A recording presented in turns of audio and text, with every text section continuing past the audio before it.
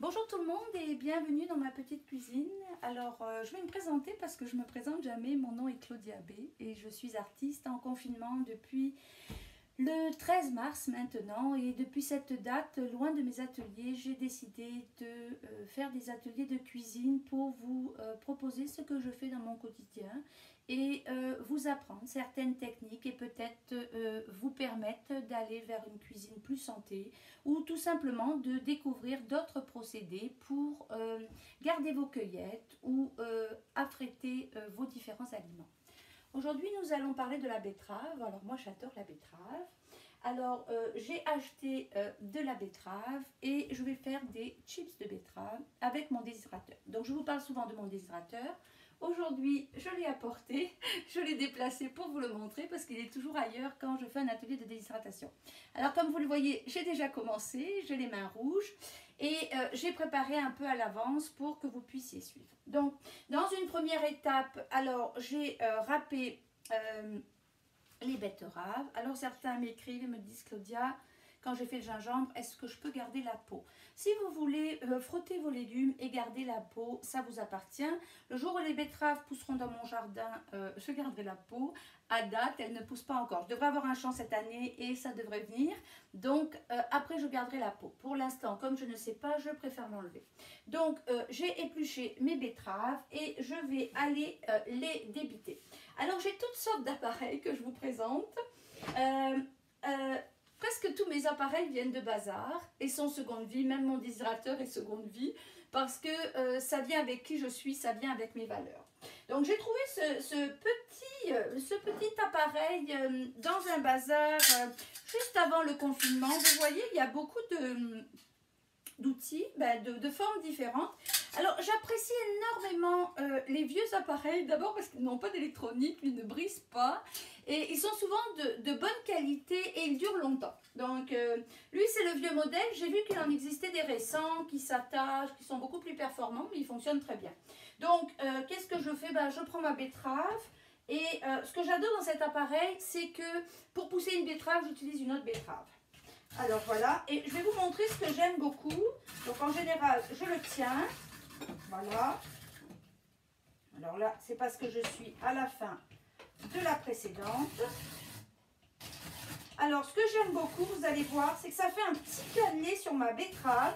Et ce petit cannelé va permettre d'accrocher quand je vais mettre mon huile et mon orégano. Ça ne sera pas lisse et ça va se mettre directement dans les tranchées. Alors, vous pourrez très bien le faire au robot. On pourrait aller le faire avec une mandoline. Bon, moi, je déteste la mandoline. C'est pas fait pour mes petits doigts. Donc, vous voyez, j'en prends une autre. Et voilà. Donc, j'aime beaucoup cet appareil. Je m'amuse à faire toutes sortes de formes. J'ai déjà utilisé lors d'un atelier sur la lactofermentation. De betterave, d'ailleurs. Donc, voilà. Alors, si je vous montre ce qu'il en sort, vous allez comprendre pourquoi j'adore. Voilà, alors là on dirait même qu'il y a des dessins dessus, c'est d'une beauté. Voilà, alors je vais vous montrer l'épaisseur parce que beaucoup de gens me disent c'est quoi l'épaisseur? Alors voyez l'épaisseur, c'est ça, voilà. Voyez l'épaisseur? Voilà, et ça fait un joli cannelé et le cannelé va permettre à ma petite sauce de se déposer dedans. Alors j'adore ça. Alors voilà, donc là j'irai râper toutes mes betteraves. Donc, je fais une période où je vais tout râper. Alors, par la suite, la betterave. La betterave, c'est controversé. L'année dernière, j'ai fait une intoxication à la betterave crue. Et je ne savais pas qu'il y avait un avertissement sur les betteraves. Alors, oui, j'ai toujours mangé de la betterave crue avant. Mais apparemment, maintenant, c'est plus dangereux. Bon, moi, j'ai été malade pendant 3 jours. Ça ne m'a pas amusé du tout. Donc, maintenant, la betterave, je l'ai cuite. Donc, qu'est-ce que j'ai fait? Je l'ai blanchie. Alors, vous voyez, là, j'ai une sorte de panier que j'avais trouvé dans un bazar, qui est très utile quand je blanchis d'ailleurs, parce que je peux le mettre au-dessus de mon évier, il goûte, et je trouve ça très pratique. Et donc, vous voyez, j'ai été blanchir. Alors, je ne sais pas si on dit blanchir, parce que blanchir, c'est quelques minutes. Moi, je le fais 10 minutes. Donc, je fais cuire mes betteraves 10 minutes, mais vous voyez, mes betteraves, elles sont encore fermes. Vous voyez, elles ne sont pas molles. Donc, voilà. Donc là, j'ai été faire une petite quantité de betteraves et je vais vous montrer comment les apprêter. Donc on va pousser ceci de là, voilà, Et on va aller passer à l'étape suivante. Alors, ici, j'ai mon déshydrateur. Alors, moi, je possède un Excalibur. J'en possède même deux. Alors, le premier, je l'ai acheté d'occasion sur Kijiji. Non, même pas, sur un groupe d'une dame en déshydratation, mais qui n'avait plus de place, puis qui s'en allait vers le minimalisme et qui voulait plus déshydrater. Et j'en ai été très, très contente. Et cette année, à la Noël, mon conjoint m'en a offert un deuxième. Alors, voilà. Donc, comment ça se présente? Ça se présente avec des plateaux. Bon, il vient de tourner à l'instant.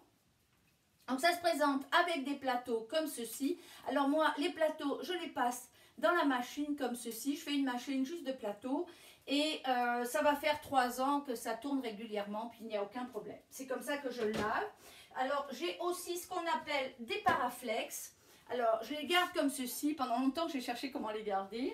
Alors, qu'est-ce qu'un paraflex? Un paraflex, c'est une sorte de feuille en silicone qu'on va utiliser quand on fait des rouleaux aux fruits ou quand on a quelque chose qui est vraiment tachant. Et encore, de plus en plus, je ne les utilise pas. C'est-à-dire que si j'ai quelque chose qui goûte, je vais aller mettre un paraflex au dernier étage de mon déshydrateur, tout en bas, pour qu'il va récolter tout ce qui goûte. Et donc, je n'aurai pas à nettoyer le bas de mon déshydrateur. Quoique ça soit très facile parce que c'est une boîte. Voilà. Donc, aujourd'hui, je n'ai pas utilisé mes paraflex pour la simple et bonne raison que la betterave, c'est rouge et ça tâche. Et que je n'avais pas envie, je ne sais pas d'ailleurs si ça resterait sur mes paraflex, que je passe aussi à la machine au lave-vaisselle. Mais je n'ai pas pris de chance parce que c'est précieux puis ça coûte relativement cher. Donc, j'ai utilisé un papier parchemin. Alors, quand j'utilise un papier parchemin, vous voyez, je vais le réutiliser plusieurs fois. Je viens juste d'avoir une fournée de 10 heures qui finit. Donc, je vais réembarquer dans une autre fournée. Donc, on va mettre ceci ici. Je vais mettre ceci ici. Voilà. Voilà. Donc, qu'est-ce que je fais par la suite? Bon, je vais aller prendre mes petites tranches. Alors, je vous avais montré quand je mettais le gingembre que je le jetais n'importe où. Effectivement, parce que je ne faisais pas... Je n'avais pas besoin que ce soit bien rangé. Mais là, comme je vais aller mettre une sauce, eh ben, je vais les arranger un par un sur ma plaque. Donc, comme je dis souvent, la déshydratation, ça prend de la patience. Alors, ça nous permet de méditer. Alors, souvent, je me mets une émission. J'ai en arrière mon ordinateur. Ma fille m'a offert le petit truc jaune qui est un haut-parleur qui diffuse dans ma cuisine. Comme ça, même si j'ai un robot qui fonctionne, je vais entendre mon émission. Je vais me mettre toutes sortes d'émissions, de réflexion en environnement ou peu importe. Donc voilà, là le truc c'est d'aller en rentrer le plus possible dans votre plaque. Alors je vais vous montrer ça. Alors c'est très méditatif parce que on est vraiment dans ce qu'on fait. Voilà. Alors j'adore cette cannelure. Depuis que j'ai trouvé ça, vous allez voir vraiment le résultat après, c'est bluffant. Bon, on pourrait aller les mettre tous comme ça et après les répartir. Bon, après la technique, chacun fait la technique qu'il veut. Alors, il y a des gens qui les alignent dans des rangées, sont très cartésiens. Moi, je ne suis pas cartésienne du tout, mais vraiment pas. Je fais plutôt du style non cartésienne. Voilà. Donc, je vais vous montrer ceci. Et je vais aller faire les 9 étages de chips. Alors, vous me direz, pourquoi pas les faire au four? Alors, j'ai essayé parce que souvent, je fais des tests. C'est-à-dire que je vais faire quelque chose et je vais le faire aussi au four en parallèle. Parce qu'au four, ça cuit beaucoup plus vite. Alors déjà, ça cuit. Ici, ça ne cuit pas vraiment. Parce que je le mets à une température qui ne cuit pas. Alors, sur le dessus de nos déshydrateurs, alors je vais vous le montrer quand même. Parce que quand même, ça vaut la peine d'être vu. Alors ça, je vais le mettre là. Sur le dessus des déshydrateurs, je ne sais pas si vous le voyez de là. Vous voyez les couleurs? Voilà. Mais ça, c'est une charte. Donc, chaque Excalibur a sa charte. Et la charte donne les températures de séchage. Donc, ici, vous avez par exemple, pour les herbes, on déshydrate à 105 degrés Fahrenheit. Pour, par exemple, faire du yaourt, c'est 115 degrés Fahrenheit. Pour faire des rouleaux aux fruits, c'est 135 degrés Fahrenheit. Et ici, dans notre cas, pour faire des légumes, c'est 125 degrés Fahrenheit. Donc, vous avez toutes les températures. Donc, ici, on n'est pas vraiment dans de la cuisson. Et j'ai réalisé en le faisant au four qu'on n'obtient pas du tout le même résultat. Et je préfère mes chips qui sont faites dans mon déshydrateur. Même si elles prennent 10 heures à tourner, je préfère le rendu. Donc, vous voyez, celui-ci est magnifique. Vraiment magnifique, hein. Donc, voilà, je vais venir vous le montrer. Voilà, donc là, j'ai fait toutes mes formes. Voilà. Alors, c'est sûr que, vous voyez, voilà. Alors, vous voyez, les petites cannelures sont très intéressantes. Donc là, je les ai réparties. Et en avance, j'ai préparé un petit mélange. Alors, vous allez me dire, qu'est-ce que j'ai mis dans mon mélange? Dans mon mélange, j'ai mis de l'orégano que j'ai ramené de Grèce l'année dernière. J'ai mis de l'huile de Nomen Vasia que j'ai ramené aussi de Grèce. Et j'ai mis du sel. Et là, je vais aller mettre un petit peu sur chaque. Alors, je vais vous montrer parce que ça va se prendre dans mes cannelures, bien sûr. Alors, c'est ça qui est intéressant. Alors, ma cocotte, elle n'aime pas beaucoup la betterave, mais les chips de betterave, elle adore. Alors, il faut en profiter. Voilà. Alors après, une fois qu'elles sont faites, comment je les conserve? Alors, comme toujours, je les mets dans un pot maçon. Et je les conserve dans un endroit à température ambiante pour le temps que ça dure. Alors en général, ça ne dure pas longtemps. Je ne vous dirai pas que je les garde un an. Ça m'est jamais arrivé. C'est toujours mangé avant. Ça, c'est comme les mueslis. Quand je fais un muesli, j'ai fait un muesli déshydraté la semaine dernière. J'en ai fait 2 pots énormes et il en reste ceci. Voilà, une petite quantité comme ça. Donc, quand c'est bon, on va piter dedans toute la journée. Voilà, et ça disparaît. Voilà, alors je vais vous montrer. Alors, c'est sûr que je vous avais préparé ici un sel de mer que je fais avec des fines herbes. Alors, j'aurais pu mettre un sel de mer avec des fines herbes. J'aurais pu aller mettre, ici j'ai de la fleur d'ail en poudre. J'aurais pu aller mettre de la fleur d'ail, de l'huile et de la fleur d'ail en poudre. Ici, j'ai du myrique baumier. Alors, je pourrais aller mettre du myrique baumier. Bon, c'est pas pour moi, c'est pour ma cocotte. Quand c'est pour moi, je fais différents épices. Ma fille aime beaucoup l'orégano, donc on va aller là-dedans. Alors, vous le voyez, ça se prend dans les petites cannelures et ça va aller dans le déshydrateur. Et le tour est joué. Donc, j'ai 9 étages de mon déshydrateur. Donc, je vais aller remplir tous les étages. Alors, souvent, les gens me demandent, est-ce que je dois remplir le déshydrateur? C'est pas parce que votre déshydrateur tourne que vous devez le remplir. Parce qu'effectivement, si vous avez moins d'étages de rempli, ça va sécher plus vite puisqu'il y aura plus d'air qui circule, il y aura moins d'humidité et donc il va y avoir une meilleure aération, ça va faire un séchage plus rapide. C'est sûr que quand je le fais, je vais faire tout ce que j'ai. Donc si je peux remplir les 9 étages, je vais remplir les 9 étages. Par contre, j'irai pas mettre par exemple des bananes avec. J'irai pas mettre par exemple des herbes.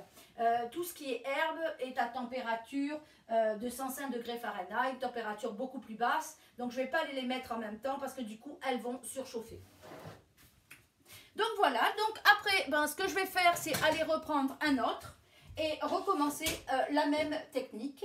Alors bien sûr je l'ai déjà fait, je l'ai fait hier.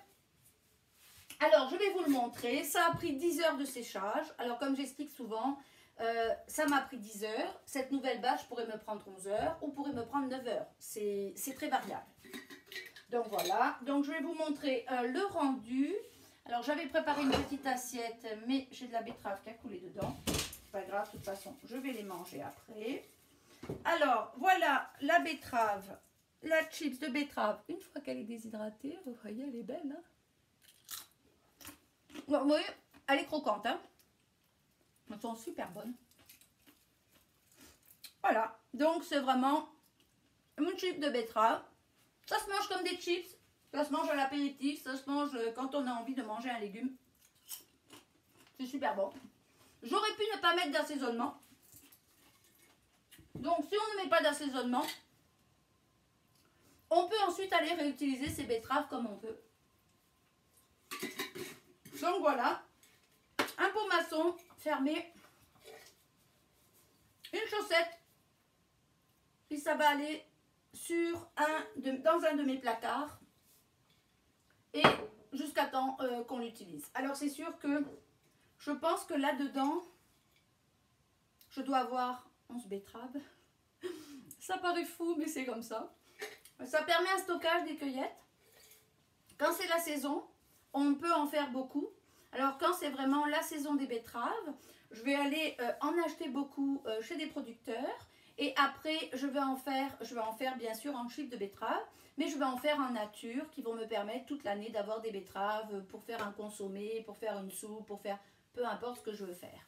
Voilà. Donc sur ce, je vous dis bonne fin de journée. J'espère que vous appréciez les chips de betterave. Si vous avez des questions, n'hésitez pas. Toute question me permet de faire une autre vidéo pour vous répondre. Au revoir et bonne journée.